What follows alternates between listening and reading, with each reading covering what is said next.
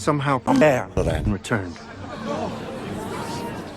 That's right, we are back after using untampered hyperspace coordinates to arrive right at your podcast listening platform of your choice.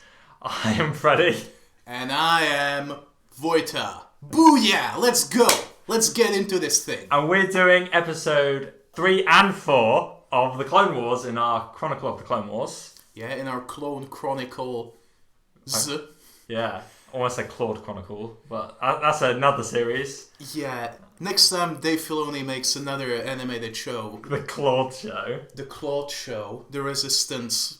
Wait, that word exists. Resistance re-Claudes.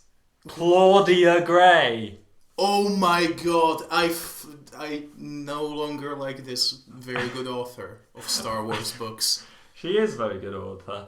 Yeah, and speaking of very good, we are doing the last 2 episodes of the Malevolence Arc, which were named Shadow of the Malevolence and Destroy the Malevolence. Yeah, very creatively named. Yes, have Malevolence at the end of the title. Just like Rising Malevolence. Not Malevolence Rising. Which, not a real episode, turns out. Yeah, well, I guess Malevolence Shadow could work. But Malevolence Destroy the doesn't exactly have the same ring to it. And Malevolence Destroyed kind of spoils the ending. It. Should have Malevolence Anakin turns to Darth Vader. Yeah, it's Malevolence Kylo Ren kills Han Solo. Malevolence Kylo Ren and Rey kiss. Malevolence Kylo Ren's last word is ouch. There's ow. You're a fake fan! Go to the fake fan corner. Oh yeah, I was thinking of Ant Z, or Ant Z, or Ant, or whatever it's called. Oh, the Woody Allen animated Ant movie. The first animated movie to have animated water. Huh.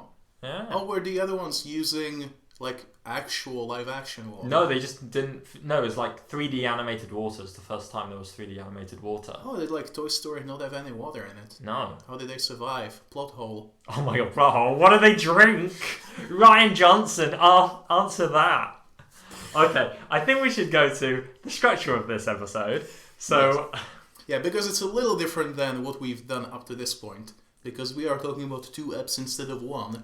And how on earth are we gonna go about it, Freddy? Tell me, I'm absolutely clueless. Probably treat them as if it's 1 hour-long episode, because, to be fair, not really spoilers, but Destroy the Malevolence takes place immediately after Shadow of the Malevolence. Yeah. So there isn't really that much of a change in between that. Yeah, it's like treating Force Awakens and Last Jedi as one big film. No, it's not. Which I kind of do, because it kind of spoiled my enjoyment of number 7, and number 9 completely killed it, so... Yeah, well... in a bad way. I do have something to say about parallels. I will say that later. But... So we're going to treat them as one big episode. Then we're going to obviously start, as we always do, with Grand Admiral Thoughts. Yeah, our Emmy-nominated segment of the podcast. We will only have one for the entire thing. Then we're going to do Crochet Granite, where we speed through the plot of both episodes as if they were one. Yes. And then do the rest. Are we doing a tag and binge watch this time? I don't think so. I think we can, Voita, and I will explain that later. Oh my god! Okay. So, and obviously after Crochet Granite is Nitty Gritty. And then... Yes, the light side and the dark, and the one in the middle. The Bendu. Which, sorry, only one of those episodes will probably get... each of those. Yeah, we'll treat it as one. And also, bad news, we didn't win the Nobel Peace Prize for that. Just letting you guys know. All your thousands of tweets in support of us really helped. Unfortunately, none of you voted for us. So, screw you guys. Anyway, let's start on our Grand Admiral Thoughts. I don't think that's how the Nobel Prize works. Look, are you saying it's not... Are you saying democracy doesn't work, Voita? I love democracy, but... I don't think the system works. Oh my god. Anyway. This podcast is a pro-democracy podcast. Moving on. Yeah. Our allegiance is to podcasting and democracy. Yes. I really like these 2 episodes of the Clone Wars. Well, so do I, Freddy, but honestly, a bit of a step down from Rising Malevolence, was it? Yes. I thought they were really good still. I mean, I think the animation in these two episodes is better than the movie. I think there are good continuations of Rise of Malevolence. I think they're also very different stories. So hence why they're different thematically. Well, in my mind, while they did have very good character moments, and for even Grievous, who was completely snubbed in Rising Malevolence, I just felt that it lacked that little bit of suspense that Rising Malevolence had, with everyone just waiting to either die or be saved. And the big action scenes, while well made and exciting, didn't quite have the emotional attachment that Plo Koon sitting in a pod did. I suppose it's the limitation of the 23-minute long episodes, because Rise of Malevolence, let's be honest, everything that happens in that episode happens in the first 5 minutes. Oh yeah, there is a lot of downtime. But the rest of the episode is just Plo Koon sitting in an escape pod. But as Alfred Hitchcock famously said, which I'm going to completely butcher probably, it's not the explosion of the bomb that brings you the suspense. It's the knowing that there is a bomb that could go off and waiting to see what happens. Yeah, I think that's a very good quote, Voita, and that really ties together with this episode. Because this episode felt more like action, other than there's this thing going, oh my god, what are we going to do? Yeah. Which, on one hand, there is a very suspenseful bit at the end of Shadow of the Malevolence, especially. Indeed. Which we'll get into later. Yeah. But, as I said, well, definitely not bad in any stretch. If these 3 episodes were the Clone Wars film, probably, no one would have complained about that. Yeah. Do you mean, this arc? Yeah. I Basically, if they just cut out the titles and opening monologues and just stitched it together, no one would have noticed that it's not a movie. If it was one big film, it would work probably better than... Because the Malevolence Arc has a better story and it's more gripping than the movie. Yeah. In my opinion. And while it has... probably a similar amount of silly stuff in it, it's also quite dark in bits. Yeah. There's some seriously messed up stuff that both happens and almost happens. A lot of people still die in these 2 episodes. Oh yeah, the amount of people they save, not even a third. Not even a third of the ones that did die. Yeah. I think, so we've established that we like the episode. I think we should go into what we thought. And not what we thought. What happened? What happened? The crochet granite. We just have to say crochet granite and anyone knows what on earth we're talking about. Yeah, because we have so many fans at this point. So many fans. I go out in the streets and I'm like, oh, this guy obviously listens to Air-Deraan. That guy recognises our faces from our audio podcast. Yeah. Oh, look at that girl. She's wearing an Air-Deraan hoodie.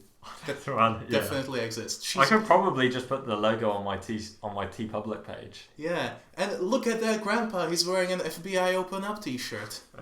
The FBI are actually a reference to our episode. Their name. What? The FBI named themselves after our episode. Oh yeah. Before then, they were called Fibi. I don't know. That was a bad fib and a bad joke anyway. Yeah, bad fib and a bad lie. But Shadow of the Malevolence starts off basically... very soon after the last episode. Yeah.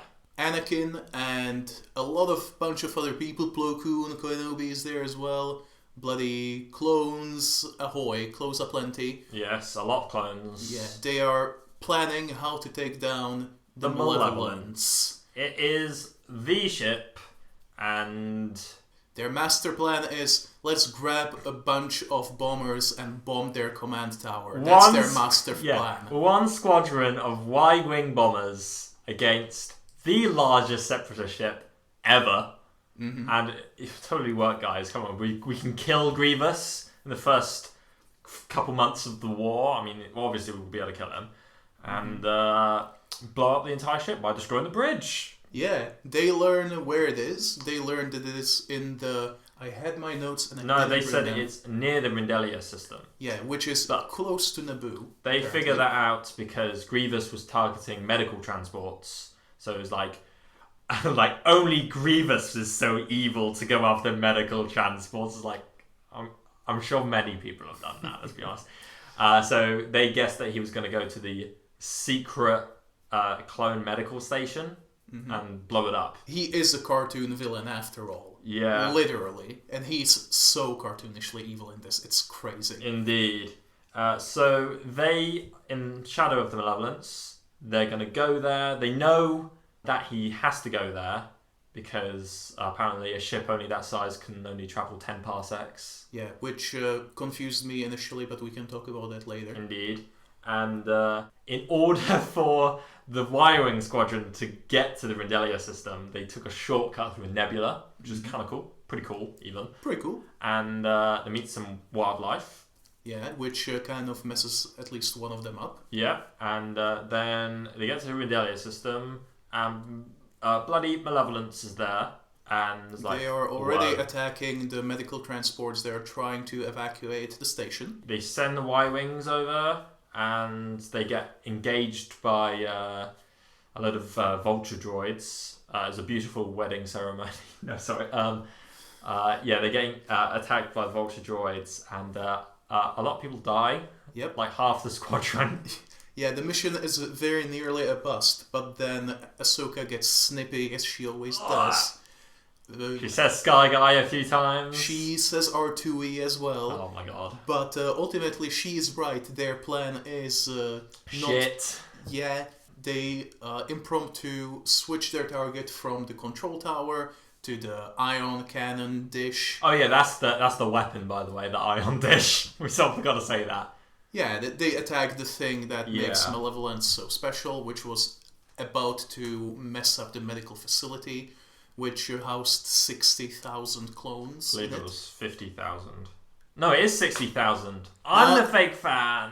Yeah, that's so much worse than mistaking ouch for ow. Yeah, so much worse. The standards we hold ourselves. Yeah. So, this new plan concocted by Ahsoka is a success. It disables the Malevolence's big weapon and many other systems as well. Yeah, and it's hyperdrive. Yeah, and it sends them running away. Bloody regular Last Jedi situation here. Yeah. The Malevolence is running away in sublight speed things while being chased by 3 Venators. And then, bloody, next episode, oh my god, Padme's there. Yeah, Dooku made a plan to save the Malevolence, apparently. Yeah. So he's going to use Padme as a hostage. Yeah. In order for the Jedi to stop firing at the Malevolence with the Venators. Yeah, Padme was like, I'm not going to become a bargaining chip. I'm not some damsel in distress, but Anakin is there, and he's like, she is the ultimate bargaining chip, and she's a damsel in distress. Stop firing at that ship. Yeah, he says that to Admiral Yularen with all the subtlety of your words right there. Yeah, I'm like, that's my goddamn wife on that ship, you motherfucker. I mean, only in a platonic way, Admiral Yularen. Yeah, I mean, that's my childhood friend there. Friend. That's my gal pal. Yes. Who I took a non-romantic relationship vacation with. I mean, oh shit. Yeah, and they take a drive on a train for strictly non-sexual matters. Yes. But that's getting ahead of ourselves. But they go on to the Malevolence using Anakin and Obi-Wan with R2-D2 as well. Yeah, because why not? For reasons. He's always proved himself useful. Ahsoka, where's Ahsoka? Screw her, she's a new character, we don't need her. Yeah. Yeah, this was at a point where Ahsoka wasn't very much utilised. Well, she was there to be like the voice of not quite reason, but yeah, she was there to learn, observe and chat to Plo Koon while he's also doing nothing. Well, they do that, and then hijinks ensue inside the Malevolence, which is bloody huge. Yeah. It's very impressive, CG set, I would say. Yeah, it was very good looking. Yeah, and it was big. Yeah, it had a big whole train system to get everyone to move around the ship. Yeah, that said mind the gap. It was very strange. The rail jets. Pretty cool. Yeah, it was pretty cool. Rail jets, yeah. They looked quite a lot like the droid troop transports from Naboo. The MTTs. The MTTs. Marvel Cinematic Tooniverse. Yes. The sequel to MCU. Whoa, but tuna themed. Yeah, everyone is a fish, but, it is a direct sequel to the first one. It's a direct sequel to the MCU. Yeah, you see, after the universe ended, it got basically brought back as a sort of a pseudo-parallel dimension where everything happened, but, everyone is a fish now. See, I bet this just makes more sense. Yeah, and my favorite character from that is the Fission. Oh my god. Wanda Fission now on TV is very good.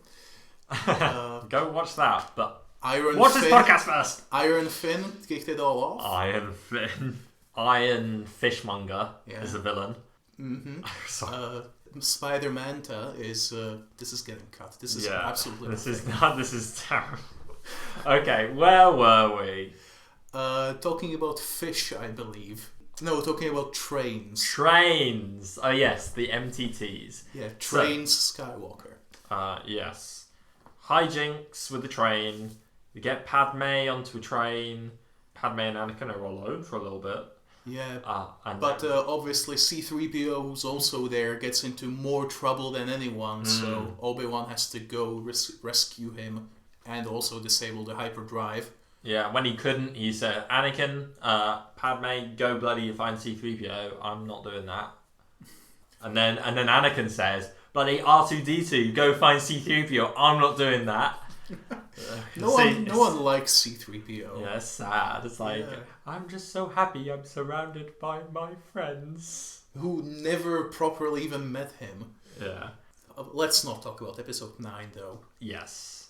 So, Obi-Wan's going to disable the hyperdrive. You friggin' can't, because Grievous is there, and he was listening the whole time on their comms. Yeah, but fortunately, Anakin and Padme had a bit more luck with doing what they were meant to do. Yeah, they bloody... Anakin did a little thing in the controls. We don't find out until later. While Padme was cleaning up girls. Oh my god, It was a bit weird. Yeah, well, I feel like I don't think Anakin's meant to be a role model. I mean, I hate to say it, but he kills children later. I feel like at this point he kind of is. I mean, have you seen him in episode 2? I mean, we joked about it earlier, but he literally was saying fascism was cool. So I don't think he's meant to be a role model. I think he's meant to... When he's teaching Ahsoka, he is trying to be a role model. But when he's just like sort of himself, he's not the best. Yeah, well, in my opinion, like the thing with Anakin is he's not meant to be a role model because like he's a great warrior, he's a great fighter, he's a great icon. Pilot. And pilot. Boy, there's not like that. Oh my. Pilot. But he's not a great person. Yeah. Definitely he doesn't have good politics. Yeah, that's for sure. While it is possible to be a good person with bad politics, I mean, in Star Wars, it's usually not the case. Especially with, I'm not saying the name, but with Gina Carano, for example. Oh, God. Who has both bad politics and bad traits as a human. You can bleep out the name. Maybe I will. Maybe I won't. Who knows? But they clean up the droids, and then they go. Mm-hmm. And then droids think that the hyperdrive was fixed. But jokes, this is a prank, bro. Anakin actually rerouted the Navi computer to send them right into the moon. Yeah, they bloody crash! Yeah, but sadly Grievous was no longer on the ship at that point, as he was chasing the gang as they were leaving the ship. Yeah, and then Dooku was just like, I hope that you fix the hyperdrive and you're on your way to come meet me. And then Grievous was like, fuck. And he just hangs up. Yeah, he goes like, oh, sorry, the connection is getting... Yeah, I absolutely love that moment. Not gonna lie, I think that was brilliant. Yeah, not gonna lie, Grievous was pretty great in this, I would say. Yeah, I suppose we've pretty much done the entire Crochet Granite, so we can just talk about the episode now. Yeah, let's just do whatever. Let's go to the nitty gritty. Again, with Grievous, I thought it was very interesting because Grievous talked about in this episode, one of these 2 episodes, like his reputation. Mm-hmm. So his reputation as a fearsome Jedi killer is already established. Yes, because as we mentioned last episode, at this point in time, the Genndy Tartakovsky Clone Wars series was canon. Yeah. So he has already killed Shaggy, and I will not elaborate. He's killed a bunch of other people. He got his innards sort of crushed by Windu. That's in episode 3. Oh, never mind then. Oh yeah, that's on Coruscant, isn't it? Yeah, but for some reason in this episode he's coughing. I think that like the intent with that was to like show that he is like less sophisticated of a machine than Vader, who doesn't cough. Imagine if Darth Vader is coughing through the Tantabit. I'm imagining him as the Pokemon coughing, but like black. Oh my god! Just floating through like one of those interrogation droids. Whoa, Dr. Ball. Imagine if that was what Vader was all along. Just a floating ball with a big needle. Isn't that a character in Dark Empire? What? There's a Jedi who is a floating wall robot. I have not read or in any way consumed the Dark Empire, so I wouldn't know. Yeah, I mean, you're not meant to eat it, so... I meant like consume with my eyes. Not feel it. You gotta feel it. I have to feel its thoughts. Yes. There's a character in Sandman who eats with his eyes, actually. How can you do that? Is it like Nihilus? His eyes have mouths. I don't like that. No, I don't either. That's not cool. You know what Grievous also has, apart from a reputation? He has a cloak. He finally has the cloak. And it makes him look so cool. We are 10 years old, aren't we? Yeah, but I mean, it was really cool. It was really cool. And I finally noticed his Russian accent in air quotes. It's a little weird, but you know, it's... I think it technically is there in episode 3. Probably. But it's more subtle or subdued. It's not like an obvious accent. Yeah, it's not like he says vodka after every sentence. Imagine. It's like, Obi-Wan ski. Sorry. That hurt. Yeah, well, I mean, that's the stereotype, isn't it? Yeah, it definitely is. So have you ever played Destroy All Humans? I have not. There's a mission or like a world which is in Moscow when you can like kill everyone or whatever. And when the KGB come after you, they're like, everybody get to the tank ski. We must go after the alien ski. And they end like every sentence with ski. That's just... It's like, Jesus Christ. This is probably how some people feel about the Neimoidians. So anyway, back to racism. The classic line. The classic catchphrase. Say the line, Freddy. Back to racism. Yay! But Grievous does kill a droid as well, so that is adding to the Grievous incompetence. Yeah, he beheads one of them and possibly like knocks another one off like a walkway, and knocks 2 over in a ship that's about to blow up. Get out of my way! He's like, well, that's rude. Yeah, he kills a minimum of 3 droids. Yeah, well, and I feel that's less of an incompetence thing and more of a I have a reputation to uphold. It's true. Just being the ruthless, basically, barbarian. Yeah. Animal. And Dooku calls him out. He's like, bruh, those droids are expensive. Stop destroying them. But they do say that not caring about their troops is an advantage that they have over the Jedi who care for their clones. Which is why they do attack the medical facility. They do, and they kill a lot of people, because as you said earlier, there were 60,000 people on that medical station, and they'd say that they evacuated half. Mm-hmm. And you see those those 30,000 people in the medical transports leaving the medical station, and I'm pretty sure they all get blown up. I don't think they do actually. But some of them definitely get ion cannon. No, you see at least like 3 get like shot to pieces. I think it's possible. I know that happens a lot before, so they definitely do kill. But in the medical station place. You see a couple get like shot to pieces after ion cannoned. Yeah, and also like if you're in like a Bacta tank, and the electricity gets shot, I don't think you're getting out of a tank alive. Yeah, imagine if like your respiration system is like no longer working. Yeah, I mean, we don't know how Bacta works, to be fair. There are some like liquids that can be breathed, and this is Star Wars after all, so literally anything is possible. Can you breathe custard then? Like, custard is like one of those weird liquids. You know, I'm going to say, why don't you try, Freddy? Or is it just like, it won't... Like, if you try and like suck... get straw and then suck, a preposition it with that, custard, will it just automatically go into your stomach? Do you understand how, like, breathing... Well, how can you... I don't know how to breathe on purpose. Like, how can I breathe up custard or liquid?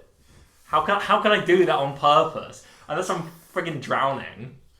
First of all, don't do that. Don't drown. Don't try this at home. Okay. Second of all, yeah, there is probably some sort of a mental block to like stop you from breathing in liquid. Yeah. But there is a way to like, I don't know if it's like oxidized water or some special kind of thing that just has a high amount of oxygen that makes it so that your lungs can work with it. Which I don't think can be done with custard, but... just like custard's a weird one. I would say that probably no one has tried to create breathable custard. Maybe that's what Bacta is. Breathable custard? Yes. Have you ever had Bacta with some like cake? It might work. Maybe that's what it originally was. It's true. Oh, but speaking of foods that can also be drunk... Soup is confirmed canon in Star Wars by Shadow of the Malevolence. I mean, soup. That's not like anything too specific. That's not like hot chocolate in in the trilogy. But soup is canon. Yeah, but soup is just put something in water and boil it. That's not that bad. Can you have? So is that when people get boiled to death? If you in a cauldron. If you eat them with the water they were in, they are soup. Wow. Human soup. Human soup. Just for the record, soup was mentioned in the context of the nebula, that it's thick as soup. Indeed, the Balmorra run. The Balmorra run is the smuggle route that they used to get through it, but that's not what the nebula is called. Yeah, I don't know what the nebula is called, I can't remember. Me neither, it's in my notes, but they are in a different room, so we'll never know. But the weird thing is, Balmorra is not there. Like, the planet Balmorra is not near Naboo. Where is the planet Balmorra from? Pretty sure it's near Air-Deraan, which is quite far away. Yeah, because as we know, apparently Naboo is in the Outer Rim, and Air-Deraan is pretty much in the center. Naboo is technically in the expansion region, I think. Well, they did say that this facility is in the Outer Rim. Yeah, or for the Outer Rim. Naboo is close to Tatooine. Mm-hmm. Tatooine is 1 parsec from Geonosis, so that gives you an idea. Yeah, and all of that is pretty far out. Far out, man. Yeah, don't know where Rindelia is, but near Naboo, at least, I don't know, 10 parsecs from where the medical station people got shot. Not medical transports got shot up. 10 parsecs or more. Let's talk about that again. That the ship the size of Malevolence, on their way to Naboo or wherever that station was, Rindelia, had to take a route that was at least 10 parsecs long. It says, apparently a ship as big as the Malevolence is unable to chart a course less than 10 parsecs. Yeah, the way that I interpreted that is that, when you chart a course via hyperspace, you need to take lanes that are like, they don't go through any stars or like big fields of debris. Like the nebula. And the bigger your ship, obviously, the smaller is your choice of routes. Yeah. So instead of taking the fast in the not fast lane, I don't drive. Carpool lane? Whatever. The other lane, the inside lane on a motorway, you have to take the fast lane. Right? I don't know. Or the other way round. I don't know the British names or rules. I do drive them. I don't drive.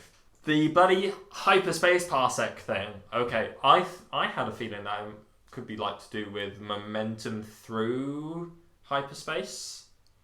So then it can't turn that quickly. Yeah, so if you're huge, you can't like slow down quick enough in order to go less than 10 parsecs.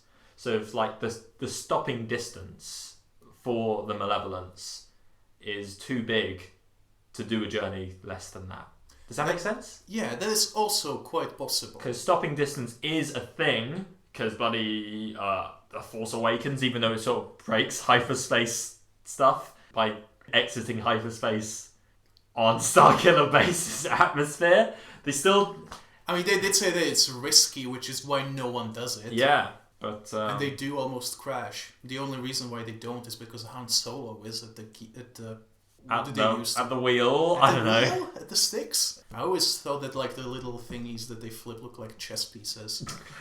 Maybe that's what they're playing. Long distance chess. Oh my god. Chess Wars. Chess Wars. Speaking of parallels though with the sequel trilogy, I think that this arc is basically The Last Jedi. It really is. It just is. It's the reverse of Last Jedi, where the bad guys are fleeing in sublight speed. They can't stop, but they also can't run. And they have to they can't send someone for help, but help does come-ish. Yeah, you got bloody... And in the end, everyone dies other than the very small number of important people, in this case, one. Yeah, I would say bloody Padme's ship gets... trapped or beamed in, similar to Millennium Falcon's escape pod in a way. The Twilight docking onto the what was it? Malevolence. The external. It was an emergency escape hatch. Emergency airlock. Yeah, that was similar to DJ, Finn, and Rose. They literally did their plan almost. You know, like trying to go on an external one. Not the main airlock, so they won't be seen, and they weren't seen. Then they snuck around the ship, and then they got caught. Yeah. And all that. The attack run with the Y-Wings at the Malevolence was a lot like when Kylo Ren, in air quotes, killed the past and almost killed his mum, and definitely killed everyone's favorite fish boy. Yeah. Because the plan to kill Grievous was what happened in The Last Jedi. Like, that's what that other TIE fighter did. It shot through the command deck and killed everybody apart from Leia. Actually, it was a TIE silencer. Oh my god. No, was the other one a TIE silencer? I don't know. I think Kylo was only the only one a TIE silencer. I think that Kylo flies a TIE silencer. Yeah, but Kylo wasn't the one that killed... Oh yeah, he wasn't. He tried but couldn't. Yeah, and then someone else took the shot.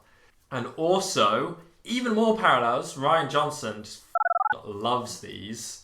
All the Y-wing bombers like doing their attack run, similar to the bombers, the shitty bombers in Last Jedi.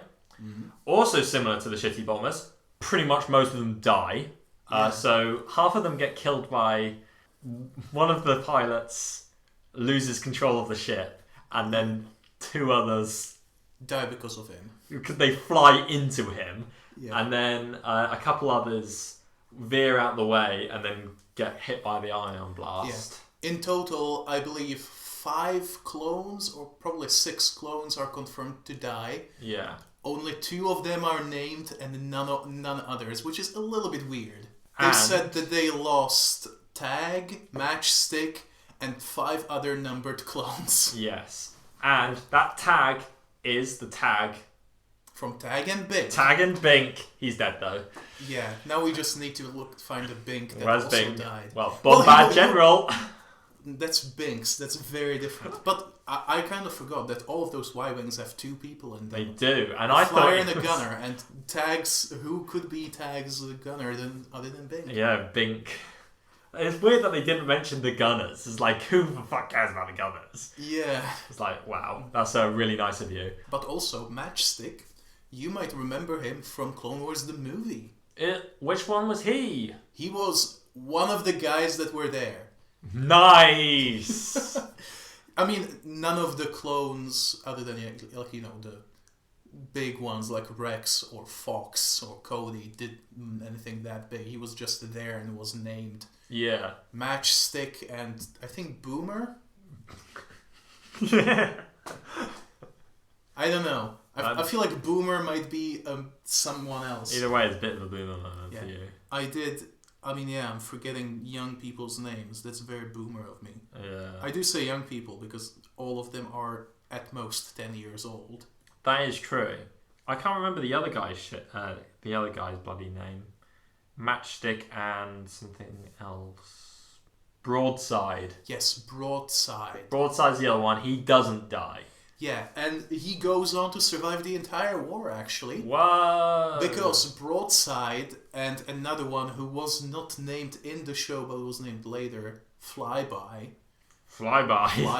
they survive, and they are both confirmed to be flying A-Wings during the Battle of Coruscant. That's kind of cool. Yeah. I like... do you mean V-Wings? No, A-Wings. A-Wings? A-Wings. Whoa, that's rad. And Broadside... survives until Vader is already in his gimp suit.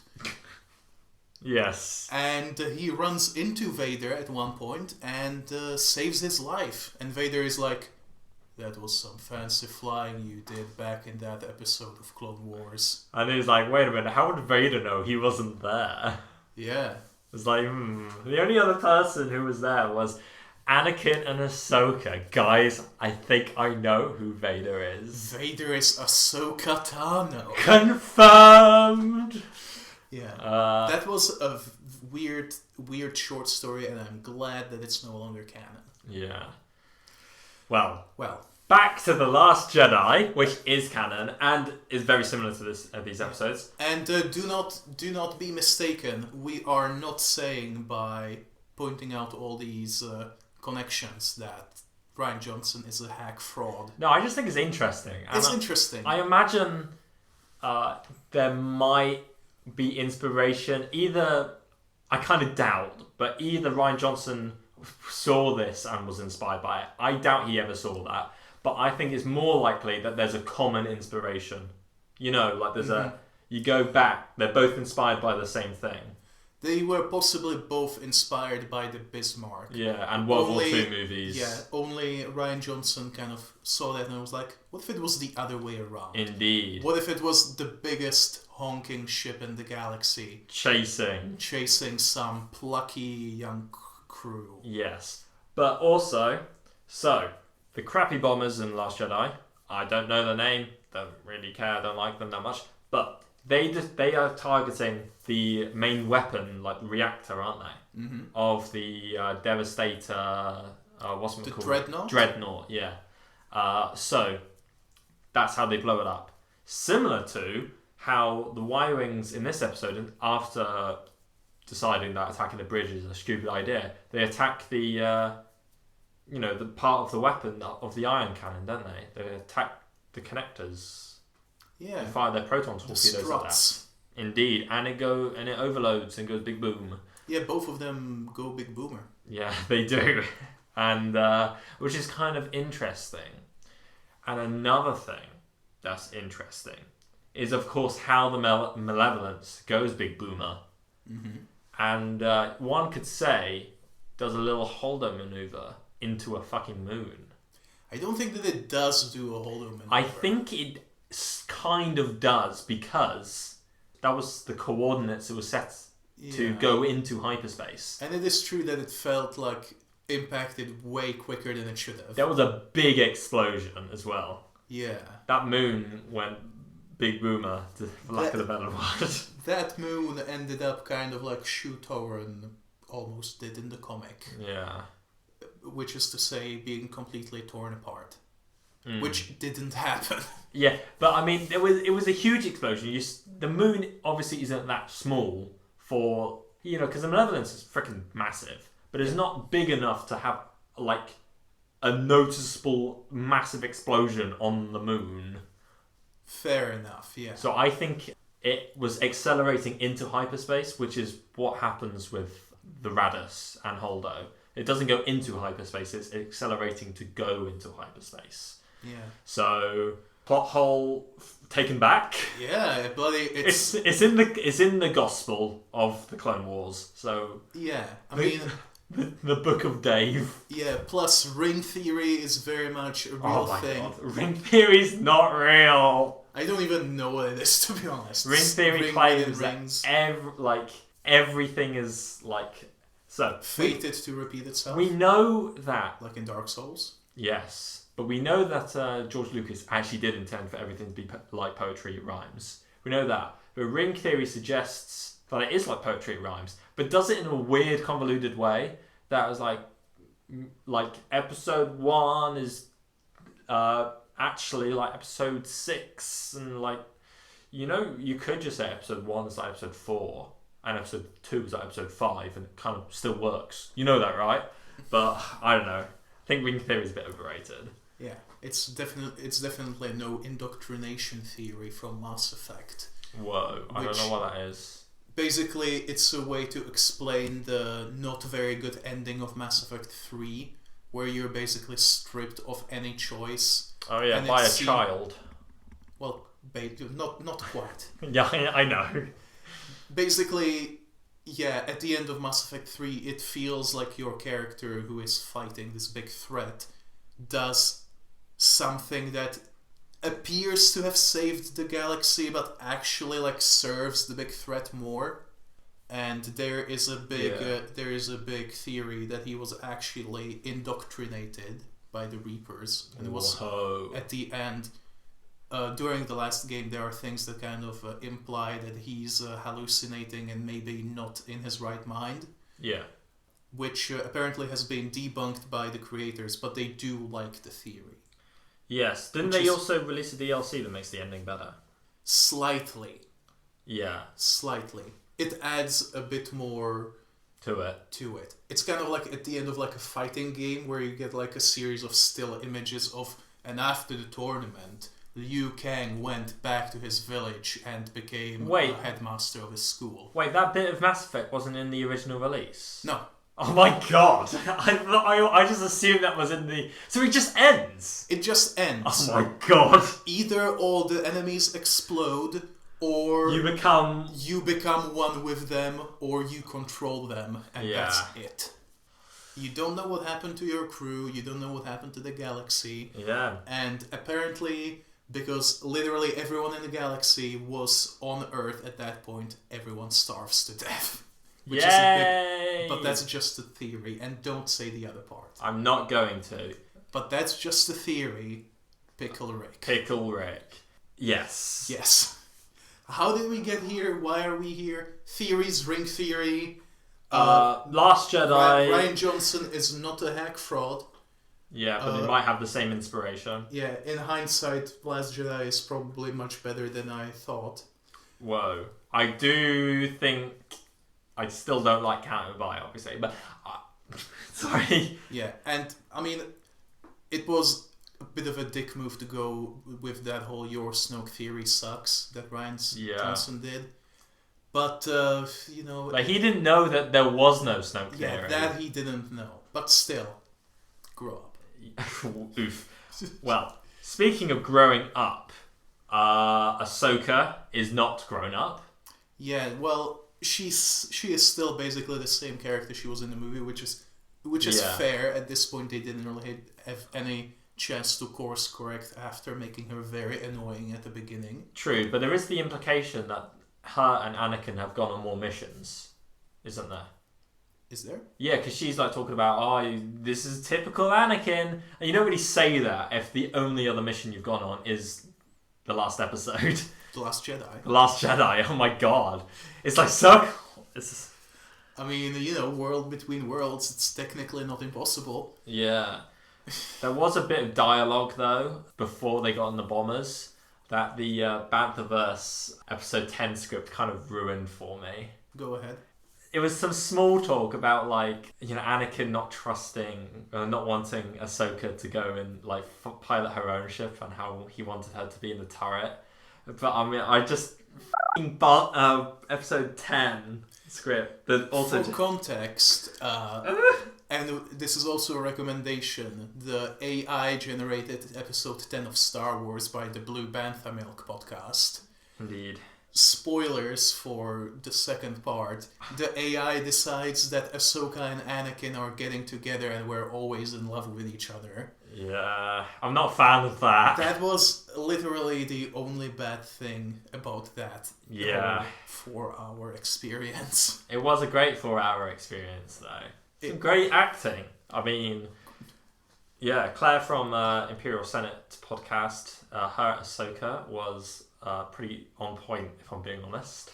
Oh yeah, she did say that she did nothing but watch Clone Wars in the lead up to it. That's true. Which I wish we were able to watch it at a higher pace than 1 or 2 episodes Oh my per god, week. yeah. Did I say we joked about in the 4th episode of our podcast that we would do our episode by episode rewatch of the Clone Wars and be done in like 10 years. I mean, it is about 3 years. That is assuming that we will be doing the new shows as well as Clone Wars without taking breaks for it. Because, if there are 3 seasons of a show, the new shows have 8 episodes each usually, or like 8 to 12. Yeah. Which by itself will be like a third of a year, quarter of a year, Oh my half god! a year. The Cassian Andor shows could be 12 weeks of my life. Isn't that great? It is great, but I mean, it's going to make the year go by that much quicker. Yeah, I feel like when I'm anticipating something every week, the weeks become shorter. It's like ever since I started watching WandaVision week by week, I feel like time is so short, and I'm losing it. I'm losing time. Same with The Mandalorian. Oh my god, yeah. It's kind of it builds up your routine, and routine makes things go by quicker. Yeah, I go by big Zoom. Big Zoom call. Oh my, yeah. Bloody 2020, am I right? Oh! It's by Zoom call city. Everyone's doing. Oh look, it's the cast of bloody Rebels doing a big meeting of the characters. Oh, isn't that quirky? Oh, quirky. Back to Zoom. Okay. They zoom quite quickly through the nebula. Don't they? Yeah. The nebula wasn't as big as I thought it was going to be. Yeah, for something that caused everyone to arrive so late, they got through it in like 3 minutes. Yeah, it's no problem. I mean, it could be argued that they may have cut some of that time out, but I don't think they did. It reminded me of in Rebels, though, when they go through the nebula. They go through quite a lot of nebulas in Rebels. Yeah, that's probably... With a Y-Wing Squadron in one episode. That was probably an intentional comeback. Callback. Yes. Somehow, the fly through the nebula returned. Indeed.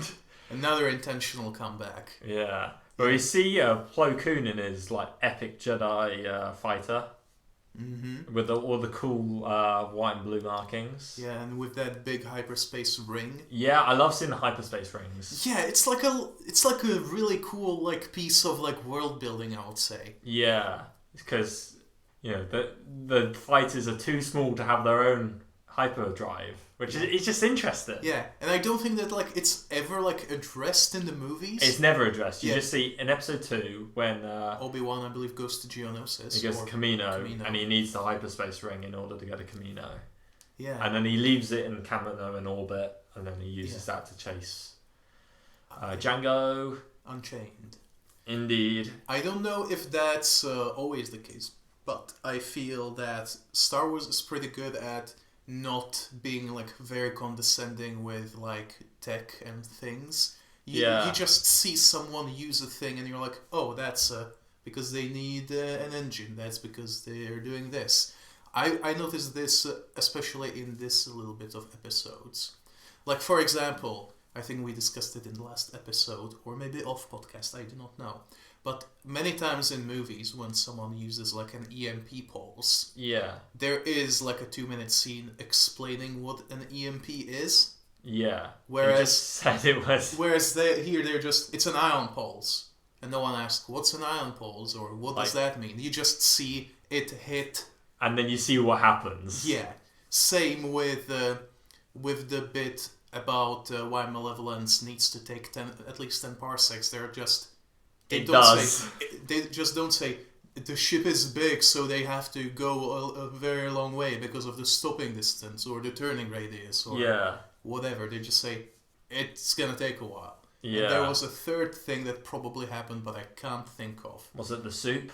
It was definitely the soup. Yeah, they just say soup and just expect the kids to roll with it. Yeah, especially like with the turning radius, I thought that was like a lot of techno babble that they were like... I mean, it confused both of us at least a little bit, and we had different like interpretations, even though, you know, it doesn't matter. I like the techno babble in Star Wars because Star Wars does have technobabble. People say that technobabble only exists in like Star Trek, but Star Wars has a lot of like nonsense stuff. It's mostly because Star Wars has more mysticism than technobabble. It doesn't explain what the technobabble is, unlike what Star Trek normally does. Yeah, it just waves it off with being it's magic, it's space magic.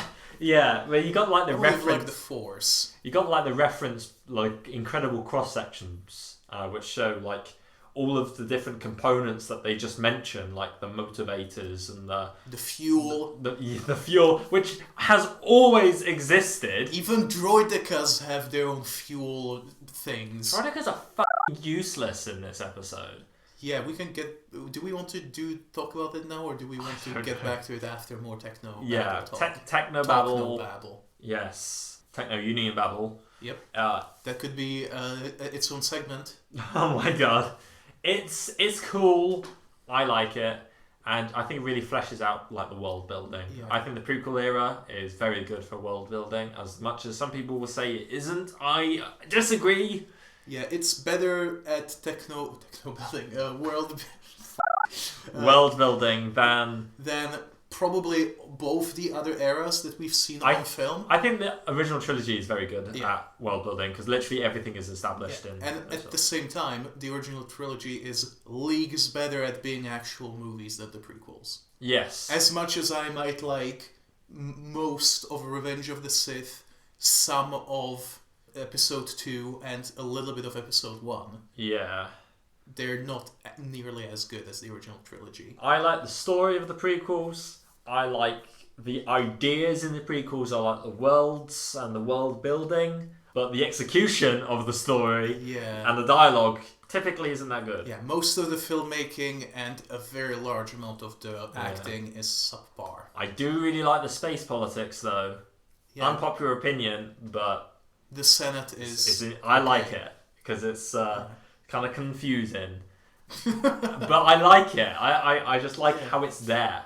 So like, I think it's a shame that it's not in the sequel trilogy. So even the original trilogy, even Episode 4, it has this politic talk. You know, the conference room on the Death Star. They talk about politics all the time. Yeah, people claim that it's like the opposite of that because they literally cancel the Senate.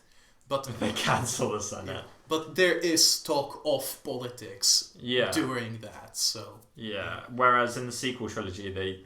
Literally blow up. They literally blow it up. Literally blow up the Republic. Yeah. Which is a baffling line, and I don't think that the entirety of the expanded universe in that period can really...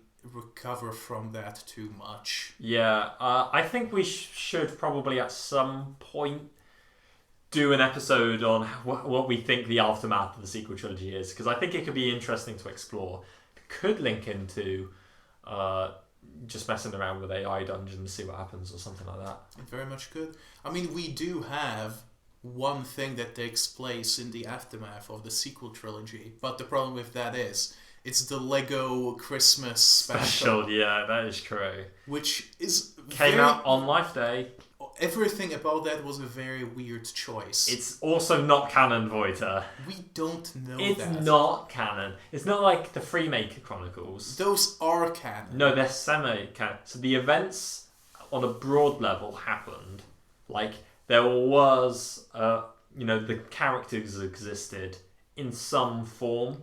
But what you see isn't what happened. It's just a Lego and a silly representation of what happened. Yes. Kind of like... Jojo Rabbit.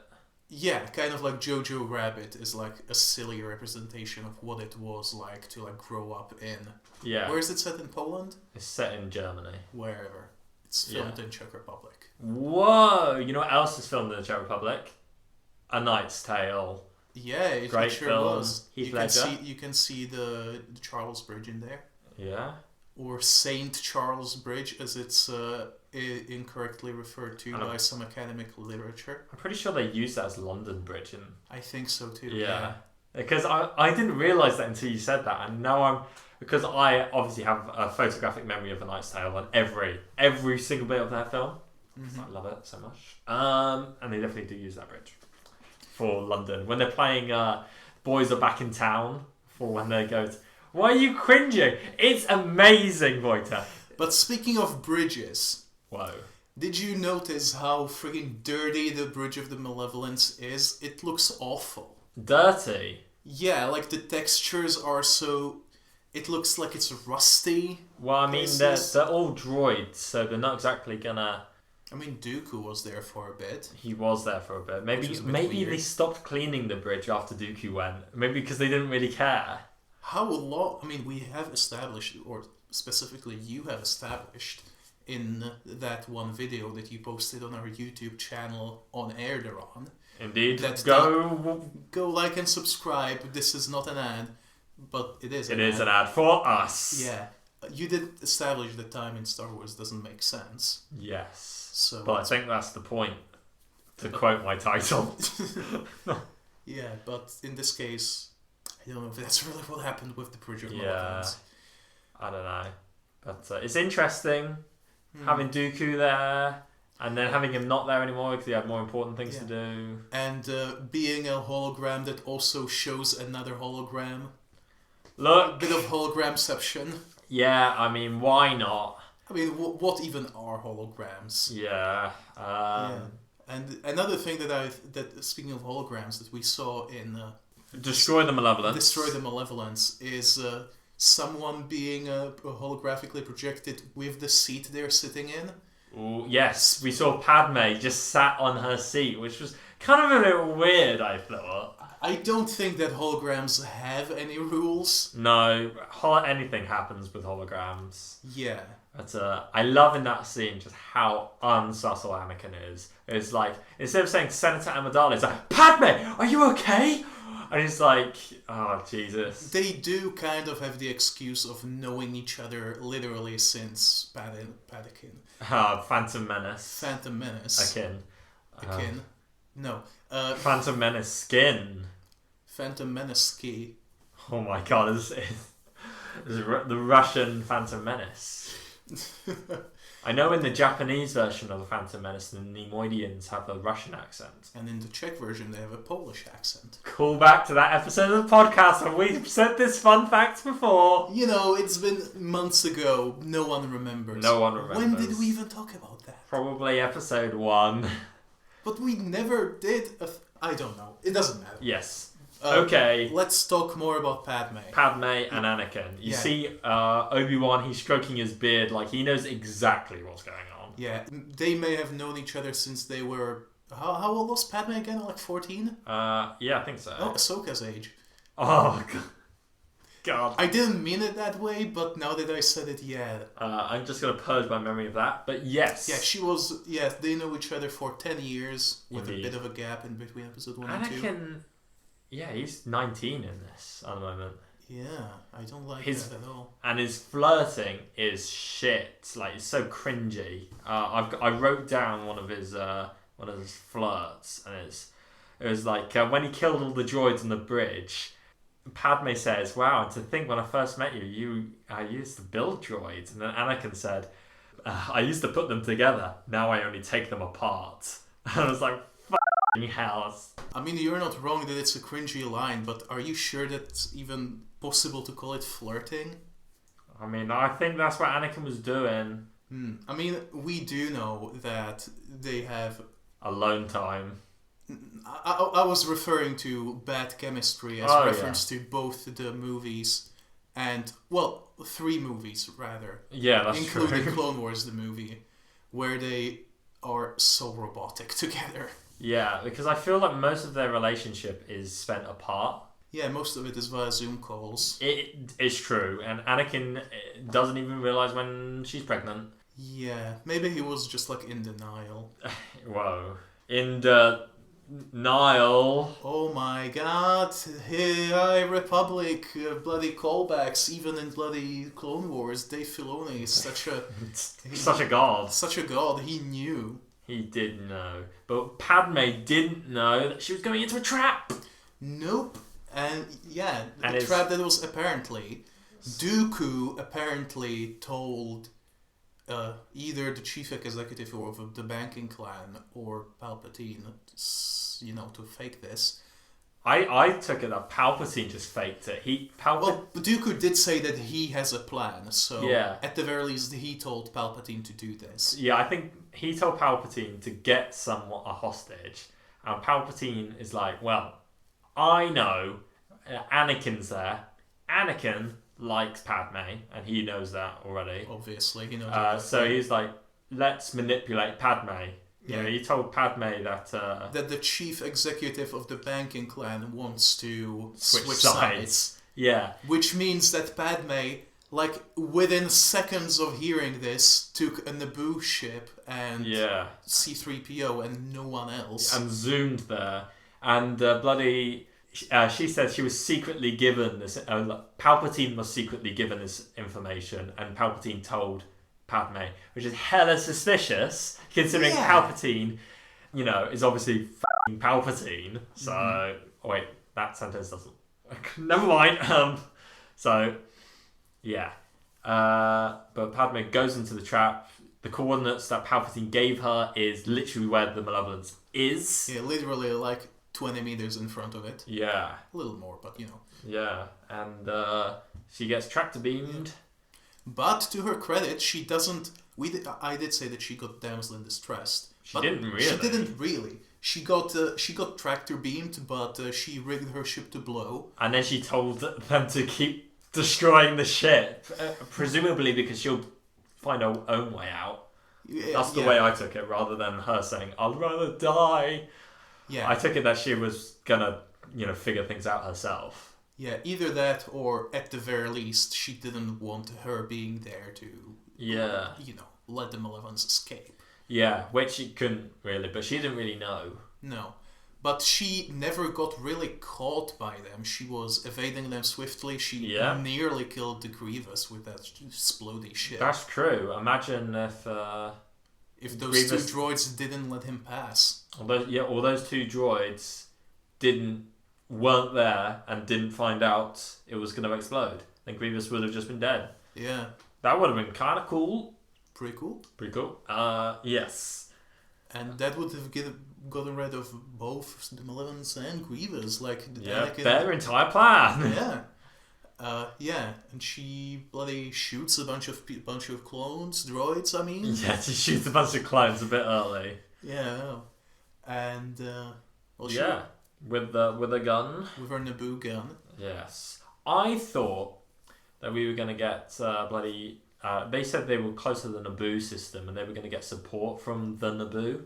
So I thought they were going to be the Naboo starfighters. That would have been cool because we don't get to see them much, if at all, after Episode 1. But 20 years ago today, Star Wars... Sgt. Pepper told the band to play. Star Wars Starfighter, which its main campaign, you fly a Naboo Starfighter, came out.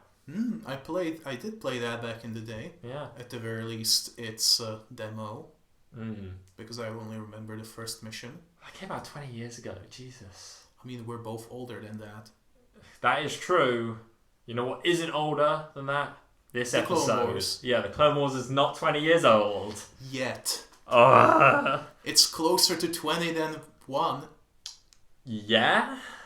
I mean, yes. So it's not closer to 20 than 10 just yet. Yeah. It will be by the time we finish going through it. Oh my god.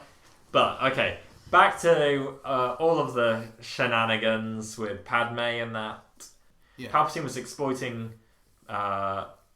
everyone, basically. Like, Palpatine knew that Anakin was, bloody simp for Padme and would not continue firing the Venators. So, but he underestimated Anakin's power. Yes. Much like Grievous thought that Anakin underestimated the Malevolence's power, and said so pretty much directly, calling back to that famous line from episode 3.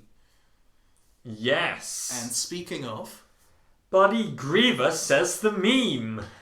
Yeah, he says hello there. First to General Kenobi. Yeah. So, kind of like, this is where the fun begins, was a callback to Ahsoka saying that. And also, while Anakin was flying the Twilight to dock into the emergency airlock, bloody Obi-Wan is like... You know that spinning is not the same as flying. But it's a good trick. I was like... Dave Filoni, you absolute madman. They did 3 memes in this one episode. Yeah. And I don't know how to feel about it. I don't mind. No, it's not in the same episode. Well, one of them was probably in Shadow. Oh wait, no, it is all in. I think it... No. The underestimate the powers in Shadow of Malevolence. But there's at least 2 memes. That would have been before the Ion Cannons. Yeah, there were 2 memes in Destroy the Malevolence. Which is interesting. Yeah. I enjoy it. I mean, I definitely enjoyed it more than I enjoyed I'm just a simple man trying to make his way in the galaxy like my father before me. I like that. I don't. I don't know why that one specifically doesn't gel with me. Yeah. It's probably because he doesn't have anything to do with like my father before me. But he is like his father before him. Yeah, but you're not supposed to quote other characters. He's quoting his dad. Well, with the first part, not with the second. There was Luke. I know, but I mean, that is something people say. It's Star Wars. People speak like that. I forgot. One of the droids says, "I have a bad feeling about this." Oh, yeah. That's always got to be said. That's a 4th meme in these 2 episodes. Yes. It's, Yeah, they just have everything. Yeah, but I think it's good. Speaking of everything... That can be a segue to literally anything. Well, I know, but specifically is something that I loved and completely forgot. Mm-hmm. And it's the giant Neeb mantas that live in the nebula. And I'm like, bloody Neeb, get on it! Yes. Could you remind me what the Neeb are? Are they the thing from RP7 or whatever his name is? AP7. Oh, AP5. Wait, you make me say his name right. Yeah, when AP5's in space in Rebels, and when he's doing his little sing-song, a load of Neeb like flying around him, and then he gets fucking just rescued. Gets run into by the ghost, which is one of my favourite moments. Yeah. And also Neeb are flying around Yoda when he's like, look at how wildlife beautiful is. Wildlife beautiful proceeds to destroy wildlife. He proceeds to destroy dead coral, as we established. Yeah. In episode 1 of the Clone Wars. Yes. So it seems that Neeb are like one of the main species that like inhabit the galaxy. Apparently so. Because Neeb not only can live in atmosphere, they also can live in space in big or small form. So it made me think, like, are the highest, like, life forms in terms of, I don't want to say, like, intelligence, but in terms of just, like... Adaptability or success in, like, evolution scale, are those the ones that can live in space? Because, I mean, Purrgil can travel through to light speed by themselves, and they don't need technology. Bloody... Neeb can live in space and they just eat the gas that's just in space, which are they like the highest, you don't need oxygen, you don't need food. I mean, it depends. Space slugs as well. It's a very philosophical debate, like what is the ultimate life form? Yeah. JoJo's Bizarre Adventure did give an answer to that. It's cars. Cars? Not the machine cars. It's a person named Cars. Like Carson Teva? No, like the band Cars. What? Yeah, you know the band Cars? Probably It's band from name. like the 80s. Yeah. Yeah, that's literally who... The highest form of life. Not the band, it's a guy who's named after them. Why? Like, not in the universe. Like, the author of JoJo's just likes music and he names literally everyone after bands. Yeah. My favourite band, JoJo. Is that a band? I actually don't know. No, JoJo is allegedly named after the Beatles song Get Back. Okay, so what we've established is that... That JoJo's Bizarre Adventure is the highest life form. Ultimate life form. I'm more inclined to say Neeb's, but... Yeah, no. I mean, even in, in real world, we have this little thing called Extremophiles, which are organisms that can live, like, in... They're types of organism. Types of organism. In extreme cold, in extreme heat. Yeah. It's just very hardy boys. You get what are those tiny little ones? Yeah, tardigrades. Tardigrades. They're like water bears. Amazing. Yeah, but They don't look like bears. They kind of do. No, they don't. They've got like 8 legs. If you look at their silhouette and ignore the fact that they have 8 legs, too many appendages, they kind of look like bears. I don't think so. So whoever named them that did. I would rather. Would you prefer the Neebs to just be giant space bears instead of giant space bread? So they go through the nebula, and it is like when Anakin says, "Yes, this is a smuggler's route called the Balmoral Run," and Plo Koon's like, "Balmoral Run! This is a nest of space bears and space bread." It would be a soup full of croutons. Soup? Oh my god! That's why it's like soup. Space crouton soup.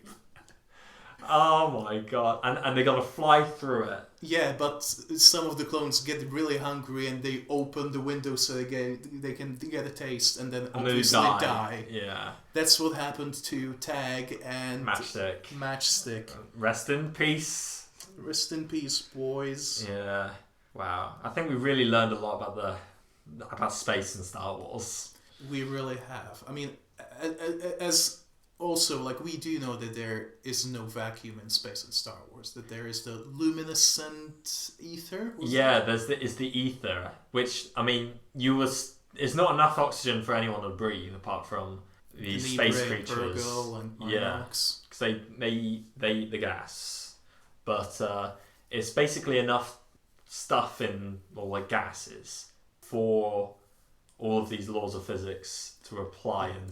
You know what? For sound to be there, for things to burn, for Plo Koon to not immediately explosively decompress. People don't explosively decompress immediately in space. I don't think that's how that works. I'm pretty sure it takes more than 5 minutes. I'm pretty sure you Less don't than explode. 5 minutes. I'm pretty sure exploding is that might be a movie thing, but you do die in space. You do die even if you have a breathing apparatus. Because your diaphragm will be and you die. Yeah, but they do talk about pressure in.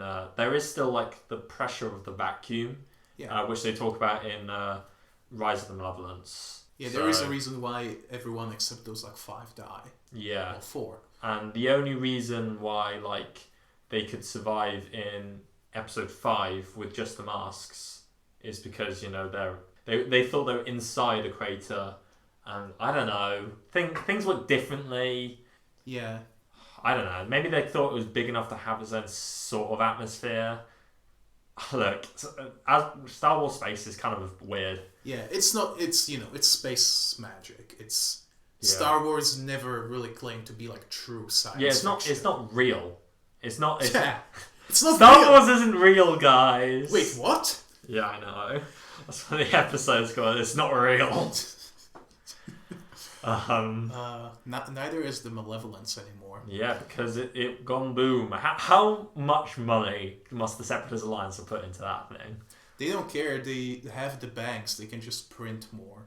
Well, the banks are they're part of the Separatist Alliance in terms of the shareholders, but they're not part of the Confederacy of Independent Systems.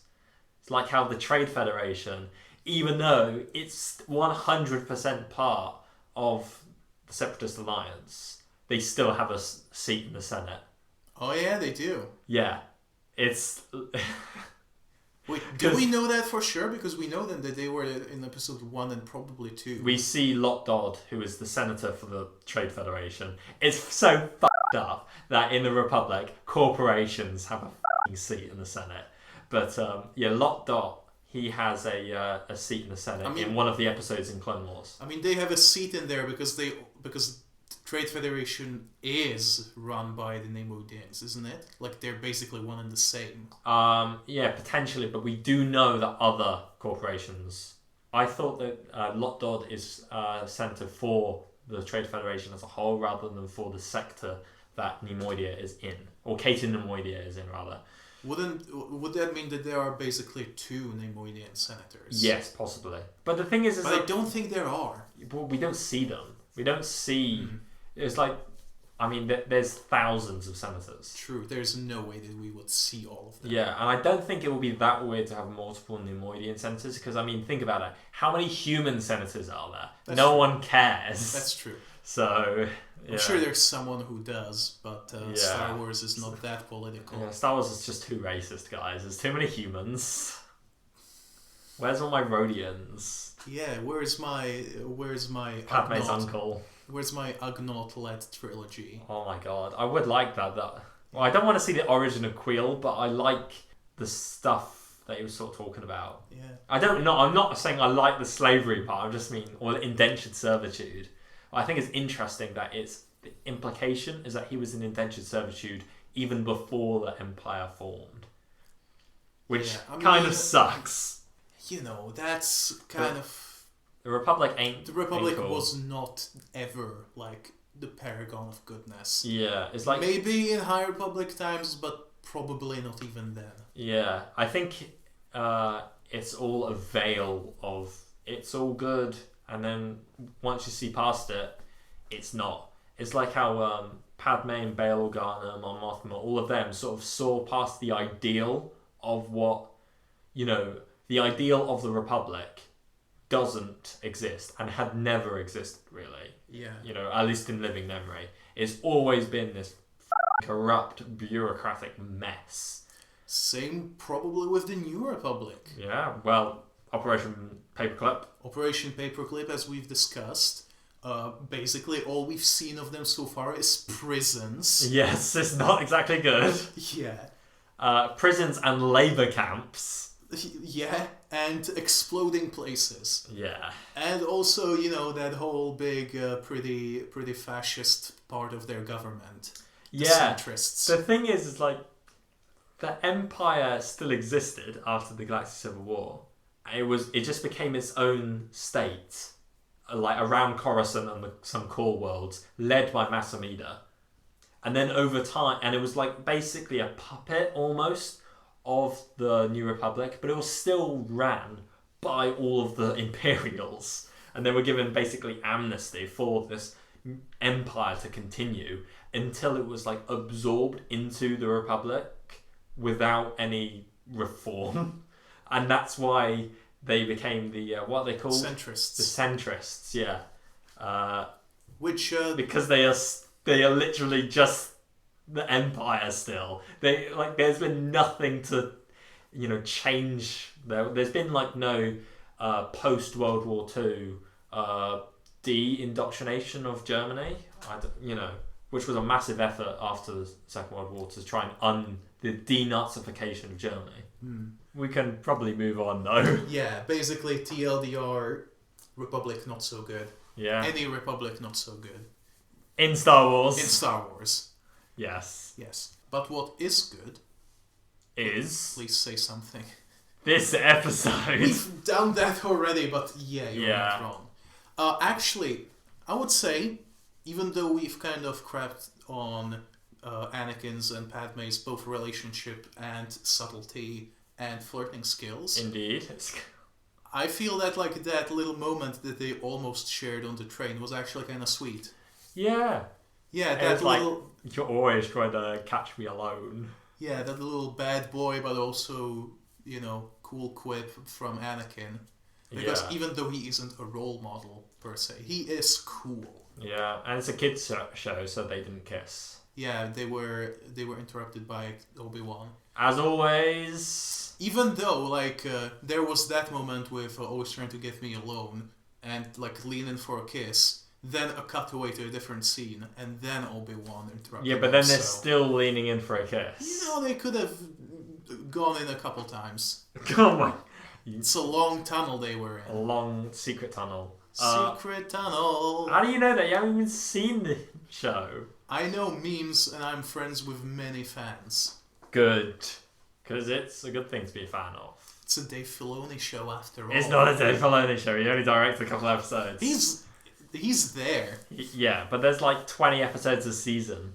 And there's 3 seasons. There's 60 episodes. Plus Legend of Korra. Almost said Agents of Korra. Agents of Korra. Oh my god. Yep, here comes my next podcast where we watch episodes of Legend of Korra and Agents of S.H.I.E.L.D. and compare and contrast. Korra Coulson. That's her surname, guys. I figured it out. Yep. Does she lose a hand? I don't think so. Does she have a hand? Lose. Oh, does Coulson lose a hand? Yeah. When? I know he gets stabbed. End of season 2. Huh. Well, I did not know that.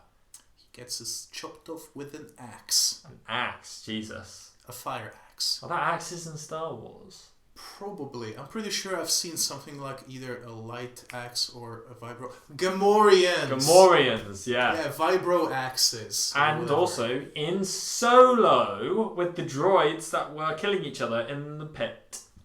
Oh. In that bar with Lando. Yeah, I forgot about these ones. And then, I can't remember her name, but she's going, break your programming!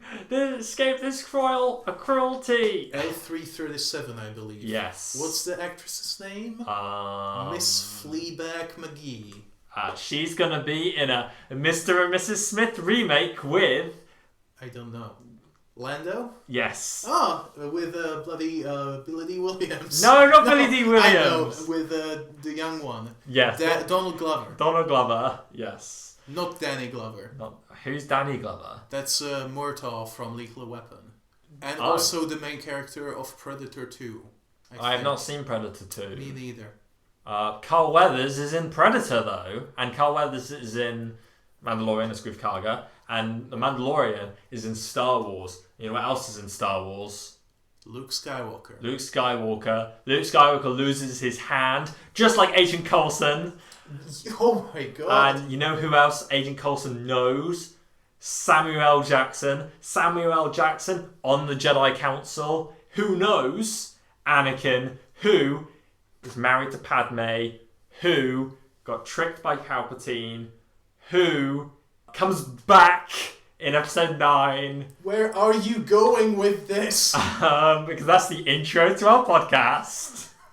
Okay, we're starting again. Okay, let's get into... Somehow Air-Deraan has returned. Let's get into the Grand Admiral thoughts about Shadow of the Destroy the Malevolence. Yeah. Whoa! Shadow of the Destroy. Oh, we haven't talked about the morals of the episodes. Yeah, as I call them, the fortune cookies. Which I do not. Yeah, the first one starts with easy is the path to wisdom for those not blinded by ego. Or, if you watched it on TV and not in the original whatever or in the director's cut, easy is the path to wisdom for those not blinded by themselves. By themselves? That's pretty deep. It means the same thing. Look, that's implying that ego is the whole of oneself. Kind of, no. Actually, it does apply, definitely, because bloody Anakin, who's so good at being a pilot, he was just going, yeah, it's really easy, come on, let's just fly, weaving through all the turbo lasers to get to the bridge, and just bomb Grievous, it's easy peasy, lemon bloody squeezy, and he sort of forgot that he's literally the best pilot in the galaxy, and the clones couldn't keep up, and most of them die. Yeah, which is ironic because, which we neglected to mention, they were a part of the Shadow Squadron, or the entirety of it, possibly. Hence, Shadow of the Malevolence. Indeed. Oh my god! You know what is so special about the Shadow Squadron? I'm gonna hazard a guess. Say it's not to do with the fact that Shadow is the absence of light? No, it has to do with their legendarily low casualties. Oh, yes! Until they flew with Anakin. Yeah. Yeah. And they always... The 501st hated Ponkrell because he caused high casualties, and yet Shadow Squadron got decimated. Ponkrell being the guy from Umbara, yeah. Basically, they were legendary for their low casualties until they flew with Anakin. Yes, he's not exactly... Yeah, he basically ruined their reputation. Mm. Unlike, well, not that much unlike Grievous, who really cares about his reputation that he has to uphold. And Shadow Squadron lost theirs like Grievous lost his. Shadow Squadron are famous for being on their wheelie chairs. Remember in the briefing at the start of Shadow of the Malevolence, they were all on office chairs. Oh, I didn't even notice that. Yeah, they're like got the little wheels on the bottom too. But it was weird to me that they were having like this strategy meeting in the hangar. Yeah, probably because they didn't want to make another set. Yeah, and they probably wanted to do that cool shot, like sweeping, like following the B-Wings, were they? No, they're... T-Wings? Whitey Torrents. Oh, I thought that's what B-Wings looked like. No. Okay, never mind. They're like T's. The Whitey Torrents are T's. B-Wings... Well, they don't look like a B either. They're a sideways T. Sideways lowercase T. Sure. I don't know. It probably looks like B and R bash. Whoa. I don't think so. Why not? It's also not called B. B is called like bash. Bash. Yeah. Oh yeah, it's arrow bash, like alpha beta. Yes. That makes sense. Alphabet arrow bash. Yeah. The command posts in EA's Battlefront 2 use arrow bash. Do they? Well, I didn't know that work. Oh, what? Not like the writing, but when they say, instead of saying like command post A has been taken, they say command post arrow or bash has been taken. That seems a lot like Battlefield more than Battlefront. Yeah, I'm talking about like original Battlefront, that is, with how command posts work. I'm pretty sure they announced it that way as well. I don't think they announced it at all. They didn't use arrow... Oh, it's been a while. I'm pretty sure they don't have... I think they're numbered in the original Star Wars Battlefront 2. Whatever. Yeah. It's possible. I prefer that game. I mean, I do too. It's a pretty timeless game, in my opinion. Yeah. And my computer can handle it much better than the new one. Yeah. If you try and record Star Wars Battlefront 2, no matter how good it looks on your computer, it will always look bad. Does it have like bad encoding? For some reason, when you record it, the video looks worse than... I don't know.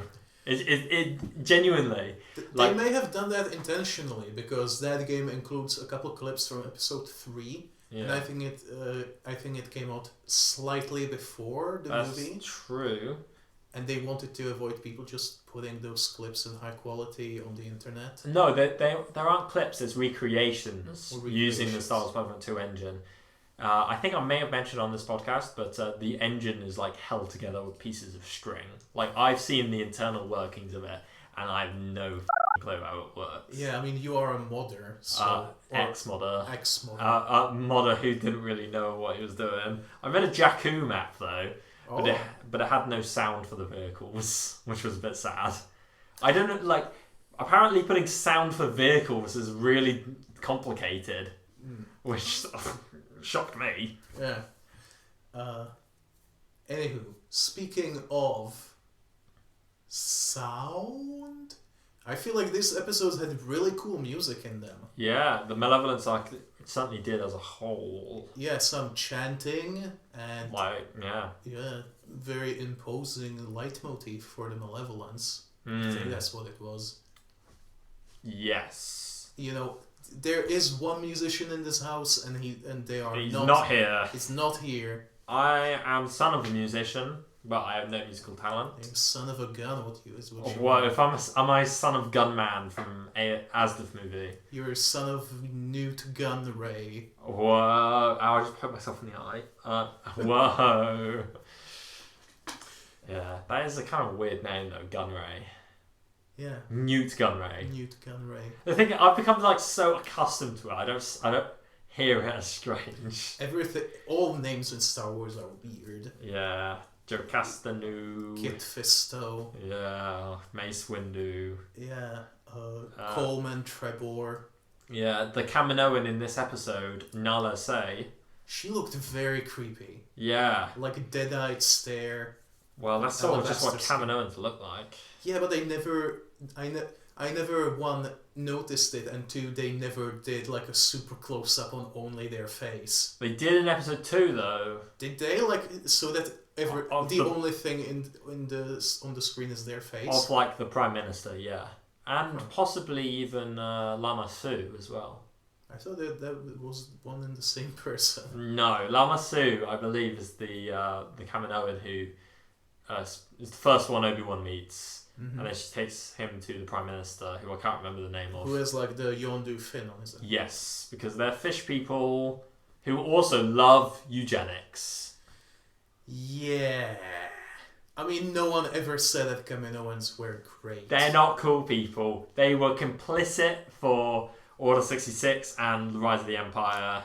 We don't see them much, like, anywhere, though. I'm pretty sure they knew everything. It's possible. And I think they didn't care because it was business. Nala Se did care about the clones, though. She didn't want to leave the thing without them. Yeah, but is that because they were assets? We can infer that. Because, I mean, I think with Nala Se, her portrayal is the only one that is somewhat sympathetic to the clones. But we don't see the full picture because every other Kaminoan in Star Wars and just Clone Wars is pretty dehumanizing towards the clones. We don't know. Maybe she was the Florence Nightingale of Kaminoans. You never know. We don't know. Maybe there is supplemental material for Nala Se. Nala Se, a Star Wars story. Yeah. But, that's not our job. We chronicle the lives of clones. Not bloody Kaminoans. Not cloners. Cloner Chronicles. Well, like clone nerds, am I right? Whoa! Think we're the clone nerds. Well, like the cloaca nerd. What's the... Cloaca, because they're fish people. Coaxium, as in... Coaxium. As in the coaxium, a monkey lizard. That's the Coaxian monkey lizard. I know, I'm making a little jape. Ugh, japes? We never make jokes on this podcast. Yeah, this is a serious... This is a serious Christian podcast. Server, yes. We were going for the same thing, I think. Mm-hmm. Honestly, I did make 420 words worth of clones. No, why do I keep saying clones? Because clones is the aim of the game for this podcast. Yeah, we're the clone chroniclers. Choo-choo trains. Yeah, the MTT choo-choo train rail jets. Yeah, they're called rail jets, despite there not being any jets. Yeah, I guess they didn't want to call them trains because that's an Earth thing, but jets are too. Maybe it's named after Jet Lucas. That's as feasible as anything. Yeah. It's so weird to me, like, when I found out that Dexter Jetster is named after George Lucas's son, I was like, his name is obviously Dexter, right? Nope! We've said this exact thing before. It's like poetry. It rhymes. Yeah. We rhyme now. We're not very original people. Yeah.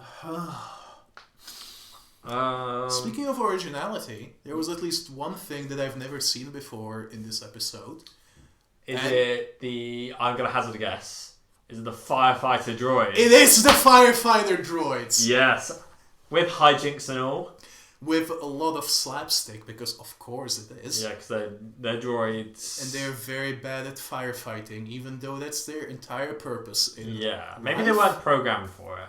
I would say life, because they do say, I don't want to die. Yeah, droids are alive. Droids are alive. Everyone forget. Well, everyone ignores it, kind of, in Star Wars at least. Yeah, and... they're definitely the underclass there. They are, because, like, even with L337, like, Lando wasn't sympathetic towards her because of the droid rights things. He was like... Sympathetic I saw because she was hot. She thick, and also the Navi computer. Yeah. And And he basically... Hey, listen. Oh God, no, not that Navi. Hey, listen to an Air-Deraan.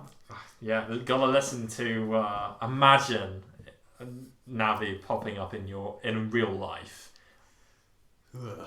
Yeah, I'll be the opposite of that droid then. I want you to die? No, I want to Navi. Back to firefighting droids. Yes. Don't really see that with the clones. No firefighter clones. Do you see that much fire happening on Venators or anything?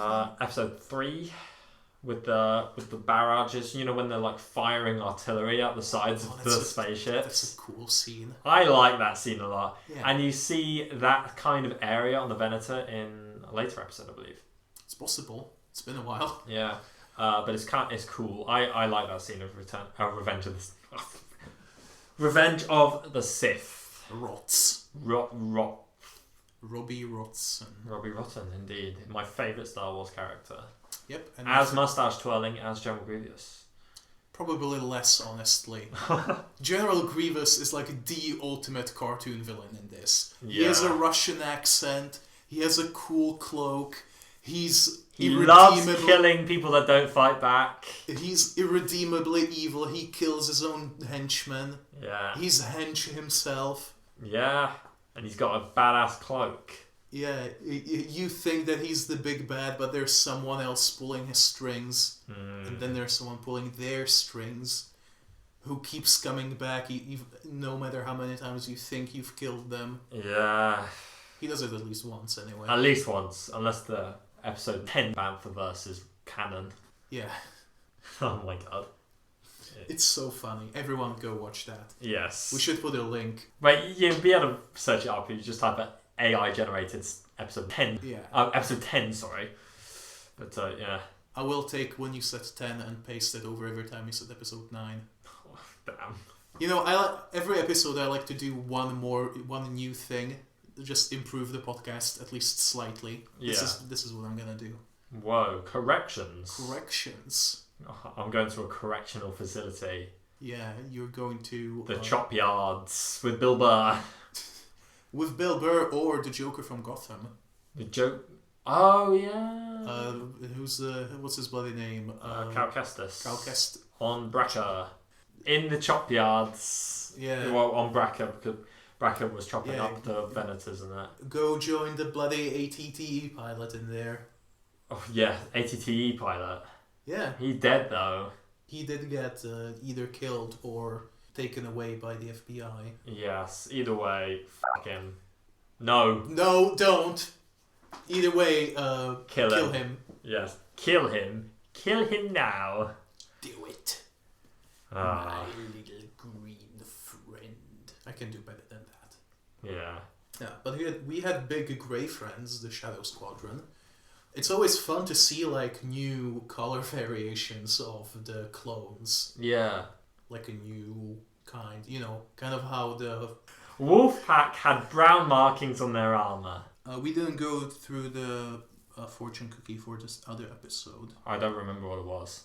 A plan is only as good as those who see it through. Much unlike General Grievous and Count Dooku with their plan. I would say much like, because the people who saw their plan through weren't good, aka Grievous. Yeah, and that's why it didn't work. Yeah, whereas even though Anakin and Obi-Wan had a bad plan, basically walk in and hope that they don't get noticed. Yeah. It worked because they were good people. And they saw it through. And they saw it through. Indeed. They saw Guerrero it through. Oh my god, it's like poetry. We're bringing it back, baby! Rogue One. Yeah. The best Star Wars Disney movie so far. Indeed.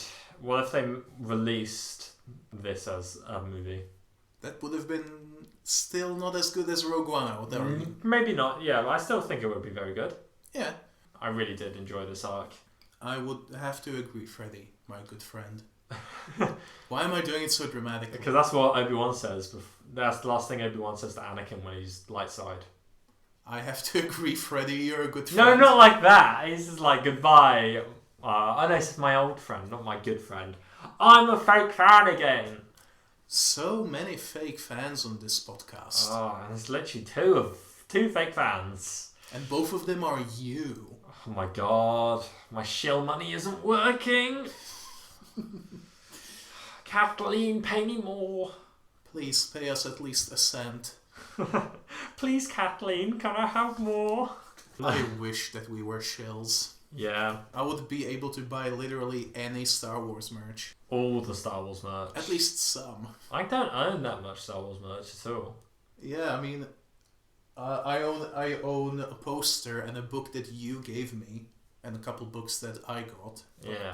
I haven't read them yet. I've got the entirety Legacy of the Force book series and a couple of source books. Mm-hmm. Books about sauce. Yeah. Books about Star Wars soup. Mm-hmm. As we, which is canon. Oh, I have an R2-D2 Pez dispenser. Oh my god! Yeah, that's pretty topical. That's pretty modern. Pez. Yeah. Do they still make them? I think so. Hmm. I would like a Kylo Ren Pez dispenser. I'm pretty sure I've seen that. Oh my god. Yeah, a Vice Admiral Holdo Pez dispenser. She was a Vice Admiral? Yeah. I forgot. That's how they introduced her. I thought She was just an below. admiral. She was below Admiral Akbar. Okay. Admiral Akbar was an admiral, and Vice Admiral Holdo was a vice admiral. Whatever that means, I don't know what it means. Probably means just below the admiral. I guess so. Kind of like Viceroy is like almost the king, I think. Yeah, Viceroy is. Because Roy means king in some language, probably. In like Spanish, probably. I think that's Ray. That's Ray, yeah. Oh my god! Oh my, Ray is the king? The king of all cosmos. King Ray. Like Manta Ray. Like the Manta Neeb Rays! They even have Ray in the name! Oh my god. Neeb King! All hail King Neeb! I'm saluting. Ba, ba, ba, ba, ba, ba, ba. Yes. God save King Neeb. King Neeb. That's Ray's real Ray's surname. dad. Ray's dad Ray's is dad Neeb Ray. is a Neeb Ray, a giant Manta Neeb Ray that lives in the Balmoral way. Balmoral Run, sorry. That's nowhere near Balmoral. I keep saying Balmoral, which is a place in Scotland. I mean Balmora. Don't you keep saying Balamori? What's the story? I don't know. Wouldn't you like to know? No. Oh, but that's how the song goes. Okay. Song goes Onaka. Songarera. Ooh. Yeah. His kid. His king. Kid. Sangarera. It's good. So let's bloody wrap it up, shall we? With our segment. Pulitzer Prize laureate of a segment. The light side, the dark, and the one in the middle. The Bendu. Said in a Tom Baker voice, almost. Whoa. Tom Baker, he's that doctor guy. Yeah, that's what the song Ma Baker is about. By Bonnie M. Whoa. Is Bonnie M even famous in Britain? From Rasputin. Yeah, that's one of theirs. Yeah. But yes, back to Star Wars. Yeah, back to Tom Baker and the Bendu from... Tom Bendu. Did we ever establish what we even are referencing by this thing? Well, if no one knows, So, my good is probably... I just like the giant Manta Neeb Rays, man. I love the space stuff. So you got the space ecology, you got the 10 parsec thing. That's cool. That really makes the world feel like the universe feel bigger. And I like it. Yeah, and then it makes more sense. Yeah. It really ties everything together. Unlike TIE fighters that blow things apart. Yeah, and they're very flimsy. Yeah, and some of them apparently have hyperdrives. Life support and hyperdrive. Right. What is your light side? My light side was, for once, and probably one of the only times in the whole series, the interplay between Anakin and Padme. Whoa! You literally, about an hour ago, said that it was really stilted. Yes, but I also said that they had probably their only good moment on the choo-choo train. Yes. Thank you, Droid Thomas. Thank you, that one. That was probably the only time that I kind of bought that they are married. Which is weird because Anakin is 19. Yeah, well, people can get married at 9. You can get married at 16. It's not weird because it's creepy. It's weird because he's 19 and we are 21 and 22. Or 20 and 22. Yeah, we're older than Anakin in most of the Clone Wars. We're not as old as when he became Darth Vader. I am. You're the same age when Anakin killed the little kids. Yep. What are you doing with your life? You could be a Sith Lord. I mean, I'm a cult leader, kind of, but not. Yeah. You got a pork shirt on. I do have a pork shirt on. So is that dark side enough? It's a different pork. Yes. It's a school that was established by a bad person, so kind of. By a bad pork. Yeah. By the pork that was cast out of Santa Claus' chariot. No. His chariot? A sleigh for dreaming about the dark side. Whoa. So Luke came to kill it in its sleep. That makes a lot of sense now. Allegedly. Allegedly. It's all word of mouth. Yep. Well, speaking of dark side... Certain point of view indeed. Speaking of dark side thoughts, my dark side in this episode is probably... Well, these two episodes, rather. It's probably the duel between Grievous and Obi-Wan. I just didn't think it was good. There is a duel, by the way. We've got to say, Grievous had a little lightsaber duel with Obi-Wan on a train, and it's not very good. Yeah, Obi-Wan escapes in 3 seconds. So Grievous could very easily kill Obi-Wan at one point, and then it takes him 3 seconds to do the killing blow, and Obi-Wan just yeets himself off the bloody train. And does the thing where he detaches the choo-choo part from the non-choo-choo part and speeds off. I just didn't think it was that good. No. There's definitely better Grievous duels in the Clone Wars later on. Yeah, I mean, the first season of Clone Wars, they were still finding their footing. Non-spoilers, but spoilers, there's a good Grievous duel coming up later in the series. I mean the season. But what is your dark side? My dark side, huh? Well, that would be probably the fact that some of the, at least in comparison to the first episode in the arc, Rising Malevolence, indeed, the visuals just don't ever quite look as great, which I kind of get. When you have the first episode, you won't ever want to be hooked, so you put everything, all the eggs in that one basket. And also a lot of it was served by the moody red lighting of the Abogado gas giant or star or whatever that was. Without that moody lighting, everything looked kind of flatter. Even though, because the shadows and wrinkles weren't so pronounced, Ahsoka looked like she fit in better with everyone else. Yeah. She didn't look quite as low res. I thought that the animation was and the textures was still really good in this episode. It's quite considering. I would say still really good, but not quite as polished. I don't know. I think some of the clones looked better than they did.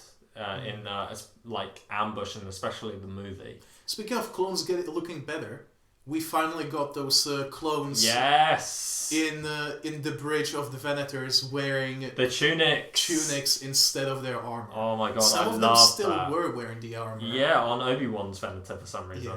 But I think those were the ones who aren't in the pits. Yeah. Because I assume in case someone stormed the bridge so that the people who are easier to shoot had some protection. I guess, but that's just that would later change, obviously, later in the series. But yeah, I'm very appreciative of that. I still did think that the textures were quite good. So I kind of I think it's mainly the lighting and the shot composition in Rising Malevolence that made it appear more good. But I think the textures are probably the same. The textures, probably. And I think that only the first episode was directed by Filoni himself. Possibly, I don't know. Whereas the other two still had some very good shots. I think it was pretty well done still. For example, like the Y-Wings entering the nebula looked very good. The space battle was good. The space battle was good. The Neeb rays swirling around the place place were those very Neeb good. rays. A lot of copy and paste though. Oh, well, who cares? Yeah, who cares? Yeah. And the bit when Obi-Wan was ambushed in the hyperdrive room, that looked sick. Yeah. Which was probably because of the lighting, because that one had very distinct lighting from the other places, I think. We wanted to talk about that bit, by the way, and we didn't really get around to it, I think. What did you want to say about it?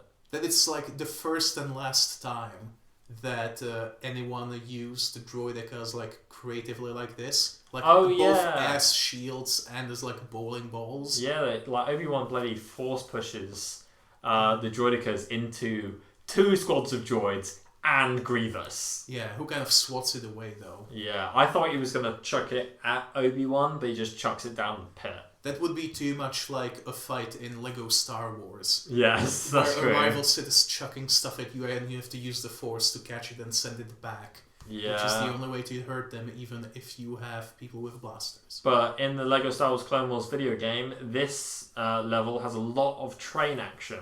Much more than the actual episode, even though it had a bunch. It did still. And if I can go to... Go ahead. My one in the middle, the Bendu, is when Grievous is jumping onto the train, and then the 3 battle droids jump as well. Oh no, to I their was gonna pick that. Oh no, I'm that sorry. That was so funny, though. Yeah, they just... Why did they jump? But I like it because like they didn't really need to do that. No, it was just a weird side gag that was just so funny. Yeah, they were like jumping after Grievous and they die. They die now. They die now. They thought, I mean, if that Jedi can do it and our general can do it, surely we can do it too, right? Yeah. My impression of droids is... But one of them landed on the rail and then got hit by a train. So many layers to that joke. Yeah. So many layers. Whoa. So many Leia Shrek. Oh, yeah. Ooh. No. Shreks have princesses. Yeah, Shreks have Princess Leias. Yeah. So you don't want to be silly now. No. I'm sorry I stole your one in the middle. The Bendu. The Bendu, yeah. Oh mate. Oh well. What can you do? I will just circle back to what we were saying about big red circle. Big red circle. Big poetry. It rhymes. Back to that ambush, and I will say that my one in the middle, the Bendu, is that thanks to Obi-Wan, the droidekas protect, but they also attack. Yes. Which is something I don't think we see that again. We saw some creative stuff with droidekas on how to kill them. Yeah, which I think happens on Ryloth. Yeah. It happens on that big wall. Happens on Air-Deraan too. Oh yeah. They bring that back for Air-Deraan, for Saw Gerrera. Yeah, bloody all time back to Air-Deraan. All roads lead to Air-Deraan. Oh man. I miss Air-Deraan. I miss Air-Deraan too. I should play more KOTOR so that I can see it. Wow. But first, I have to kill Dark Souls 2. Yeah. The game. Before it kills you. Yeah. It's bloody... Or are they getting too close? And I do think this is the last... this is the super weapon of the Clone Wars, isn't it? The Malevolence. And it's dead. Yeah, they really did it very early. Like, I think that's the point, though. Yeah, to get it out of the way? I think it's both to get it out of the way and sort of show that they did try, the Separatists did try and make a super weapon. Mm-hmm. And obviously during this time, the Republic is making the super weapon. I mean, at least after Season 2 of the Clone Wars. Mm-hmm. So, if anyone asks, why didn't they just make a big boom boom thing? And it's like, because big boom boom thing got boomed. Boomed. Yeah, so that's why. That's why, kids. And that's How I Met Your Mother. I like that show, okay? Yeah. I will maybe make a podcast on that too. I probably won't, but maybe. How I Met Your Mother, one episode at a time. Why not? Is the mother Shmee? I mean, yes. How Also I Met Your Mother. I mean, it has been pretty much confirmed that Sheev is not the father, but responsible for Anakin's birth. I thought... In the comic. In the comic, yeah, I guess. He is seen, like, swirling his hands around Shmi's womb. Whoa, that's an invasion of privacy. Yeah, I probably should have phrased it better. Yeah, X-ray vision into the womb. X-ray fission. Oh, bring him back to fish. Bring him back to friggin' manta Neebres. Neebre mantas. Poor Matchstick. Rest in peace, Matchstick. He went up like a matchstick. Oh, yeah, and a big fiery prettiness. Yeah, dead. Yep. And Tag died too. And a couple other clones that never got named for some reason. Yeah. Which we will have to assume is Bink. Yeah. Well, there goes our segment. Yeah. Segment over. I mean, we do see Tag and Bink later in the timeline. We see they're lots. Probably different ones. Yeah, we see lots of different ones. But yeah, so this was a good episode. I would say so. Both of Clone Wars and of Air-Deraan. Yeah, indeed. If you liked it, rate it high. I'm not sure if that's even possible. Yeah, I have no idea. Follow us on Twitter at Air-Deraan, all one word. Mm-hmm. Tell your friends. If you don't know, we have a YouTube, if you're not listening to us there. And we have all the podcasts uploaded there, and maybe at some point we'll have other videos there too. There is at least one bonus thing there already. One video! And we might make more, because we want to, but we just don't have the time right now. Yes. So, so subscribe to Air-Deraan, not all one word. Yep. Or email us your thoughts so we can fill them at Air-Deraan. No, on Air-Deraan at gmail.com. All one word. Yes. Tweet at us at Air-Deraan. All one word. All one word. What else do we have? Nothing, I don't think.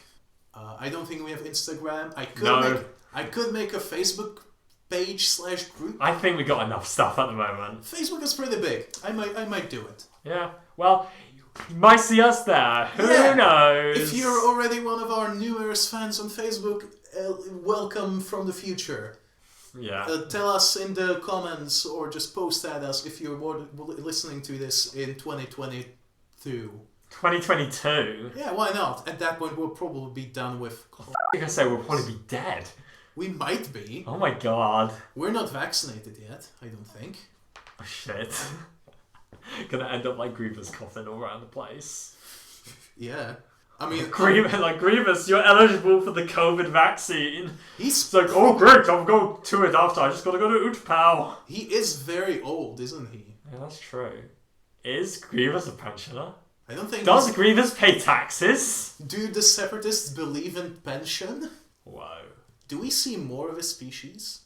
What, Kalish? Yeah. Not in live action. We'll see more Kalish later in the series. We will? What statue? Well, other than statues. No. Then no. Okay. Because I'm pretty sure most of them are dead. At least in old canon. Legends. Is Grievous the last of the Kalish? Is Grievous the last Jedi? No. This episode is like The Last Jedi. It is. Well, Grievous would be like the equivalent of... General Leia. General Leia. General Grieve Leia. General or Grievous. No. General Grievous Organa Solo. Man, that's a pretty long name. But I think we cracked it. For our podcast? We cracked our podcast? No, I meant the name of our podcast. General Grievous Organa Solo, the podcast. Yes. I meant the episode. I don't know, is it because I had that mini stroke earlier that I'm not making that much sense? I don't know. My ears popped. Why am I making such a deal out of it? You're not dying. I don't know, we're all dying slowly. Slowly. Or very quickly. You may fire when ready. McClunky.